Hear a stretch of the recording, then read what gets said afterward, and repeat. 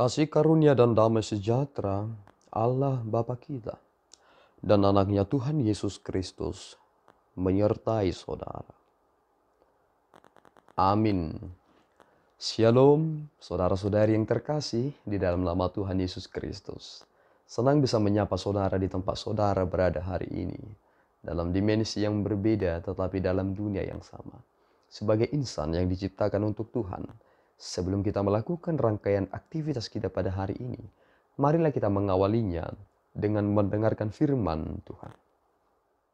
Pembacaan ayat kita terdapat di Imamat 19 ayat 17. Ini firman Tuhan.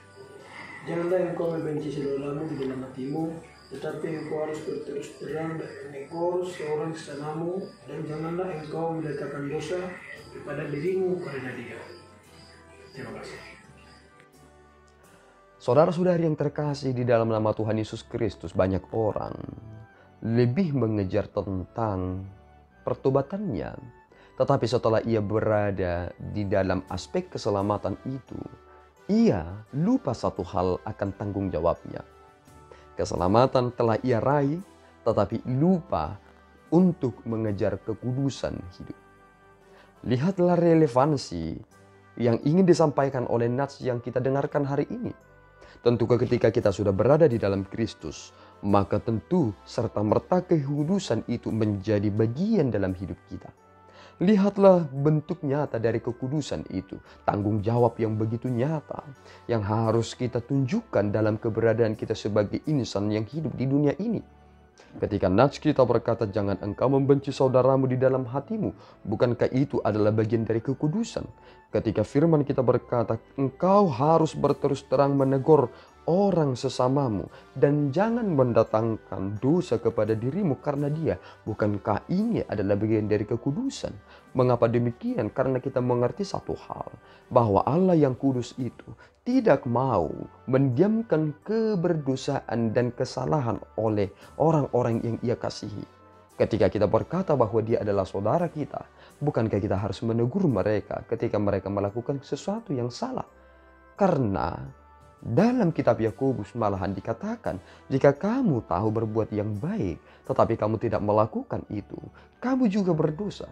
Lihatlah tanggung jawab kita yang begitu kompleks sebagai orang yang telah diselamatkan ini. Tanggung jawab dalam kekudusan itu adalah bagian kita. Itu mengapa Yesus berkata kamu harus menjadi sempurna sama seperti Bapamu yang adalah sempurna. Orang selalu berkata bagaimana aku mendapatkan kesempurnaan itu padahal aku adalah manusia yang begitu lemah. Malahan ada orang yang luar biasa yang pernah berkata bahwa terkadang hal yang lebih irasional lah, yang lebih banyak dalam diri kita. Kita hanya menemukan 10% hal yang berbentuk rasional dalam diri kita. Tetapi 90% lagi menjadi sesuatu yang bersifat irasional. Tetapi ketika kita mengerti satu hal, tidak ada sesuatu hal lagi yang bersifat irasional. Karena iman itu menembus batas dan sekat-sekat itu. Ketika kita berkata mereka saudara kita malahan tidak mau jiwa mereka menjadi ikut lenyap. Tetapi kita ingin supaya mereka berada di dalam ketetapan sama seperti yang telah kita terima sebagai orang-orang yang telah diselamatkan. Dan itulah kekudusan hidup itu. Maka saudaraku yang terkasih, jadikanlah sesuatu hal yang bersifat relevan dalam hidup saudara. Supaya jangan sampai hal tersebut seperti yang dikatakan oleh Yakobus. Jika engkau berkata engkau memiliki iman baru, yang manakah yang kamu katakan bahwa kamu beriman? Jika kamu hanya berkata aku beriman saja, iblis saja percaya kepada Tuhan, tetapi ia juga ikut gemetar.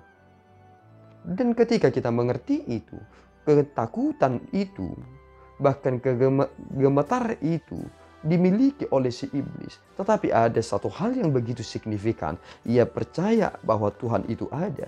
Bahkan ia gemetar, tetapi ia tidak menjadi pelaku firman. Tetapi kita adalah orang yang benar-benar beriman, benar-benar takut akan dia, dan melakukan apa yang dikatakan oleh firman Tuhan. Jika firman berkata kepada saudara, jangan kau kutuki orang yang tuli, jangan engkau membuat di depan orang buta batu sandungan. Engkau harus takut akan Allahmu jangan berbuat curang, jangan engkau memeras sesamamu, dan lain sebagainya. Maka ini harus menjadi tanggung jawab kita sebagai gairah hidup yang sungguh-sungguh sebagai orang yang telah dibenarkan. Maka bekerjalah saudaraku dengan baik dan bertanggung jawablah dalam setiap keputusan yang saudara perbuat, dan jadikanlah pribadi saudara dalam tubuh yang kudus itu memelihara iman yang sempurna. Amin, kita berdoa. Ya Allah Tuhan kami bersyukur atas berkat-Mu yang memelihara hidup kami. Firman-Mu telah meneguhkan kami dalam praktik kekudusan yang Engkau tuntut dari kami sebagai bentuk dari keberimanan kami yang sempurna dan sejati. Tolong kami Bapa, sehingga segala bentuk yang boleh kami lakukan tidak bersifat abstrak, tetapi itu menjadi nyata. Karena iman kami adalah hal yang harus kami tunjukkan, sebab kami harus bercahaya dimanapun kami berada. Pelihara hidup kami Bapa, dalam Yesus kami telah berdoa dan mengucap syukur. Anugerah Tuhan kita Yesus Kristus, kasih setia Allah Bapa, dan persekutuan Roh Kudus menyertai saudara. Amin. Tuhan Yesus memberkati.